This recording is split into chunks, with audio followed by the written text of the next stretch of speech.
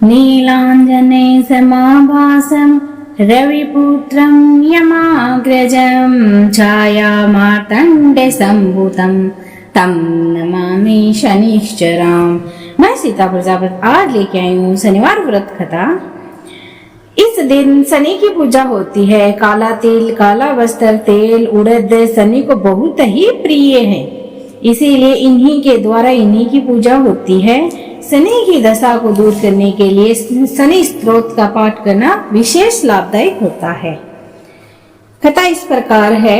एक समय सूर्य और चंद्रमा, मंगल और बुध, बृहस्पति और शुक्र, शनि और राहु, केतु इन ग्रहों में आपस में झगड़ा हो गया कि हम सब में से बड़ा कौन है।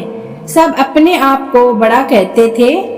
जब आपस में कोई निश्चय न हो सका तो सब के सब आपस में झगड़ते हुए इंद्र के पास गए और कहने लगे कि आप सब देवताओं के राजा हो, इसीलिए आप हमारा न्याय करके बतलाओ कि हम 9 ग्रहों में सबसे बड़ा कौन है।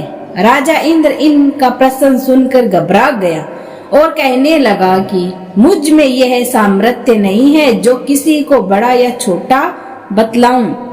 मैं अपने मुख से कुछ नहीं कह सकता हूँ। हाँ, एक उपाय हो सकता है।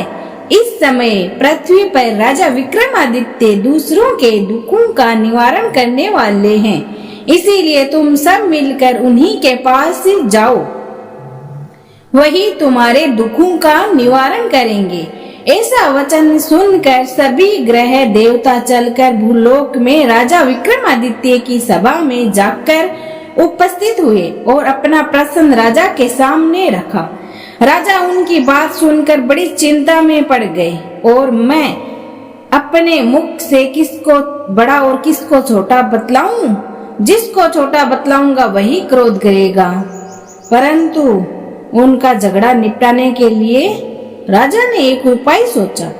उन्होंने सोना, चांदी, कांसा, पीतल, सीसा, रांगा, जस्ता, अभ्रक और लोहा 9 धातुओं के 9 आसन बनवाए। सब आसनों को क्रम से, जैसे सोना सबसे पहले और लोहा सबसे पीछे। इसके पश्चात राजा ने सब ग्रहों से कहा कि आप सब अपने अपने सिंहासनों पर विराजिए। जिसका आसन सबसे आगे वह सबसे बड़ा और जिसका आसन सबसे पीछे वह सबसे छोटा जानिए, क्योंकि लोहा सबसे पीछे था और वह शनिदेव का आसन था। इसीलिए शनिदेव ने समझ लिया कि राजा ने मुझको छोटा बना दिया है। इस पर शनि को बड़ा क्रोध आया और कहा कि राजा, तू मेरे पराक्रम को नहीं जानता। सूर्य एक राशि पर 1 महीना, चंद्रमा 2.25 महीना 2 दिन, मंगल 1.5 महीना, बृहस्पति 13 महीना, बुध और शुक्र 1 महीने, परंतु मैं एक राशि पर 2.5 अथवा 7.5 साल तक रहता हूँ। बड़े बड़े देवताओं को भी मैंने भीषण दुख दिया है। राजन सुनो, राम जी को 7.5 आई और वनवास हो गया। रावण पर आई तो राम और लक्ष्मण ने सेना लेकर लंका पर चढ़ाई कर दी, रावण के कुल का नाश कर दिया। हे राजा, अब तुम सावधान रहना। राजा कहने लगा, जो कुछ भाग्य में होगा देखा जाएगा। उसके बाद अन्य ग्रह तो प्रसन्नता के साथ चले गए, परंतु शनिदेव बड़े क्रोध से वहां से सिधारे। कुछ काल व्यतीत हो जाने पर जब वे राजा को 7.5 की दशा आई तो शनिदेव घोड़े के सौदागर बनकर अनेक सुंदर घोड़ों के सहित राजा की राजधानी में आए। जब राजा ने सौदागर के आने की खबर सुनी तो औसपाल को अच्छे अच्छे घोड़े खरीदने की आज्ञा दी। औसपाल ऐसी अच्छी नस्ल के घोड़े को देखकर और उनका मूल्य सुनकर चकित हो गया और तुरंत ही राजा को खबर दी। राजा ने उन घोड़ों को देखकर एक साथ एक अच्छा सा घोड़ा सवार के लिए चुना। राजा के घोड़े की पीठ पर चढ़ते ही घोड़ा जोर से भागा। घोड़ा बहुत दूर एक बहुत बड़े घने जंगल में जाकर राजा को छोड़कर अंतर ध्यान हो गया। इसके बाद राजा अकेला जंगल में भटकता फिरता रहा। बहुत देर के पश्चात राजा ने भूख और प्यास से दुखी होकर भटकते भटकते एक ग्वाल को देखा। ग्वाल ने राजा को प्यास से व्याकुल देखकर पानी पिलाया। राजा की उंगली में एक अंगूठी थी उसे वो निकालकर प्रसन्नता के साथ दे दी। शहर की ओर चल पड़ा। राजा शहर में पहुंचकर एक सेठ की दुकान पर जाकर बैठ गया और अपने आप को उज्जैन का रहने वाला तथा अपना नाम विका बतलाया। सेठ ने उसको कुलीन मनुष्य समझकर जल आदि पिलाया। भाग्यवश उस दिन सेठ की दुकान पर बिक्री बहुत अधिक हुई। तब सेठ उसको भाग्यवान पुरुष समझकर भोजन कराने के लिए अपने साथ ले गया। भोजन करते समय राजा ने आश्चर्य की बात देखी कि खूंटी पर हार लटक रहा है और वह खूंटी हार को निगल रही है। भोजन के पश्चात कमरे में आने पर जब सेठ को कमरे में हार न मिला तो सब ने यह सुनिश्चय किया कि सिवा विका के और कोई इस कमरे में आया ही नहीं, अतः अवश्य ही उसी ने हार चोरी किया है। परंतु विका ने हार लेने से मना कर दिया। इस पर 5-7 आदमी इकट्ठा होकर उसको फौजदार के पास लाया। फौजदार ने उसको राजा के सामने उपस्थित कर दिया और कहा कि यह आदमी तो भला प्रतीत होता है, चोर मालूम नहीं होता, परंतु सेठ का कहना है कि इसके सिवा और कोई घर में आया ही नहीं, अवश्य ही इसी ने चोरी की है। तब राजा ने आज्ञा दी कि इसके हाथ पैर काट कर चौरंगिया किया जाए। राजा की आज्ञा का तुरंत पालन किया गया। विका के हाथ पैर काट दिए गए। इस पर कुछ काल व्यतीत होने पर एक तेली उसको अपने घर ले गया और कोल्हे पर उसको बिठा दिया। विका उस पर बैठा हुआ जुबान से बैल को हाँकता रहा। शनि की दशा समाप्त हो गई और एक रात को वर्षा ऋतु के समय वह मल्हार राग गाने लगा। उसका गाना सुनकर उस शहर के राजा की कन्या उस राग पर मोहित हो गई और दासी को खबर देने को भेजा कि कौन राग गा रहा है। दासी सारे शहर में फिरती फिरती क्या देखती है कि तेली के घर में चौरंगिया राग गा रहा है।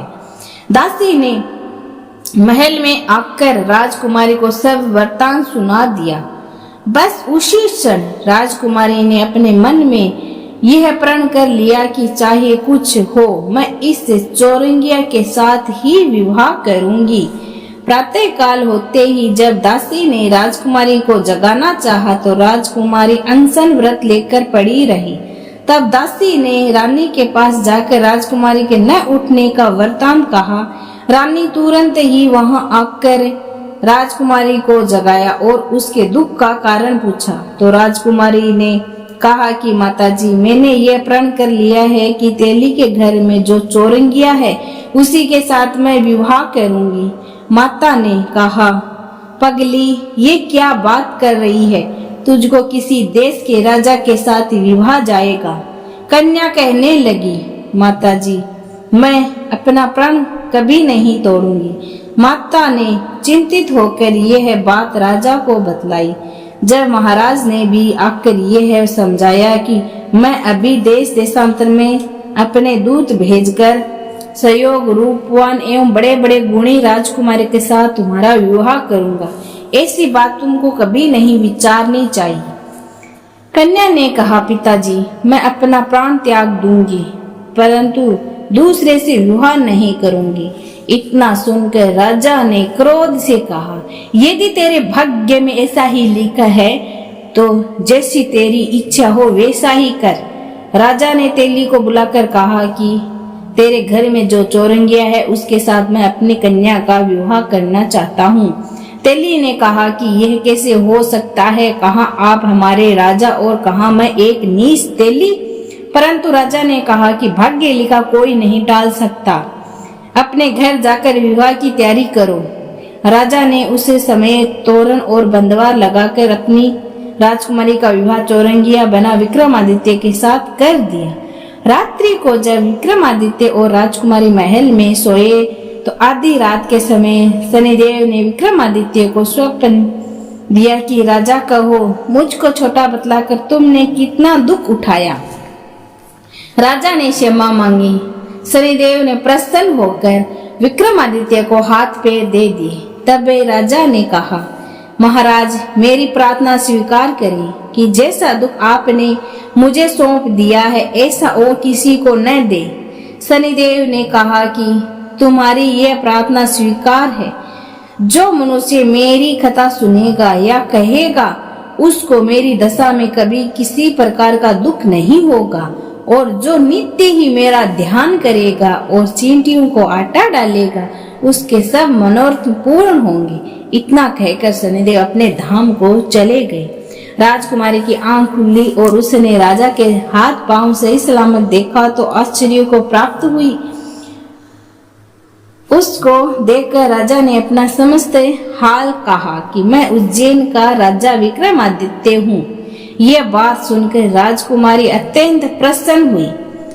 प्रातः काल राजकुमारी से उसकी सखियों ने पूछा तो अपने अपने पति का समस्त वृत्तांत कह सुनाया। तब सबसे प्रसन्नता प्रकट की और कहा कि ईश्वर ने आपकी मनोकामना पूर्ण कर दी।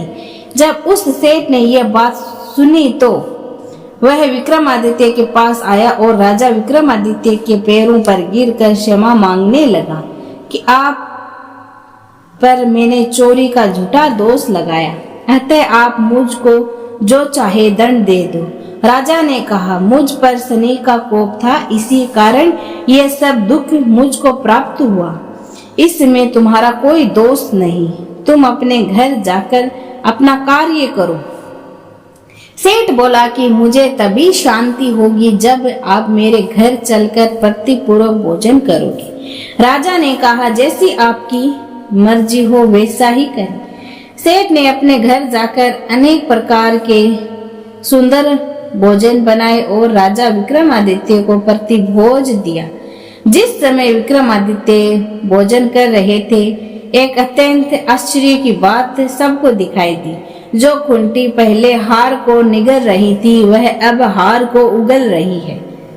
जब भोजन समाप्त हो गया तो सेठ ने हाथ जोड़कर बहुत सी मोहरें राजा को भेंट की और कहा कि मेरे श्रीकर्ण नाम की एक कन्या है, उसका पानी ग्रहण आप करिए। इसके बाद सेठ ने अपनी कन्या का विवाह राजा के साथ कर दिया और बहुत सा धन दहेज आदि दे दिया। इस प्रकार कुछ दिन तक वहां निवास करने के पश्चात विक्रमादित्य ने शहर के राजा से कहा कि अब मेरी उज्जैन जाने की इच्छा है। फिर कुछ दिन के बाद विदा लेकर राजकुमारी मन भावनी सेठ की कन्या श्रीकुंवर तथा दोनों जगह के दहेज में प्राप्त अनेक दास दासियां रथ और पालकियां सहित विक्रमादित्य उज्जैन की तरफ चल दिया। जब वे शहर के निकट पहुंचे और पूर्ववासियों ने राजा के आने का समाचार सुना तो समस्त उज्जैन की प्रजा आगवानी के लिए आई। तब बड़ी प्रसन्नता से राजा अपने महल के अंदर पधारे। सारे शहर में बड़ी भारी महोत्सव मनाया गया और रात्रि को दीपमाला की गई। दूसरे दिन राजा ने शहर में ये सूचना कराई कि शनिश्चर देवता सब ग्रहों में सर्वोपरि है। मैंने इनको छोटा बतलाकर इसी से मुझको यह दुख प्राप्त हुआ। इसी कारण सारे शहर में सदा शनिश्चर की पूजा और कथा होने लगी। राजा और प्रजा अनेक प्रकार के सुख भोगने लगी। जो कोई शनिश्चर की इस कथा को पढ़ता या सुनता है, शनिदेव की कृपा से उसके सब दुख दूर हो जाते हैं। शनिवार की कथा को व्रत के दिन अवश्य पढ़नी चाहिए। ओम शांति, ओम शांति, ओम शांति। शनिदेव महाराज की आरती। चार भुजा ते ही छाजे गदा हस्त प्यारी, जय शनिदेवा रवि नंदन गजवंदन यम अग्र देवा। जय शनिदेवा कष्ट न सो नर पाते, करते तब सेवा। जय शनिदेवा तेज अपार तुम्हारो स्वामी, सहा नहीं जावे। जय शनिदेवा तुमसे विमुख जग में सुख नहीं पावे। जय शनिदेवा नमो नमः रवि नंदन, सब ग्रह सिर ताजा। जय शनिदेवा बंसीधर यश गावे, रखियो प्रभु लाजा। जय शनिदेवा, जय शनिदेवा। सभी बोले शनि महाराज की जय हो। शनि महाराज की कथा के पश्चात शनि महाराज का यह मंत्र अवश्य पढ़ना चाहिए। ओम प्राम प्रीम प्रोम सह शनिदेवाय नमः। ओम प्राम प्रीम प्रोम सह शनिदेवाय नमः।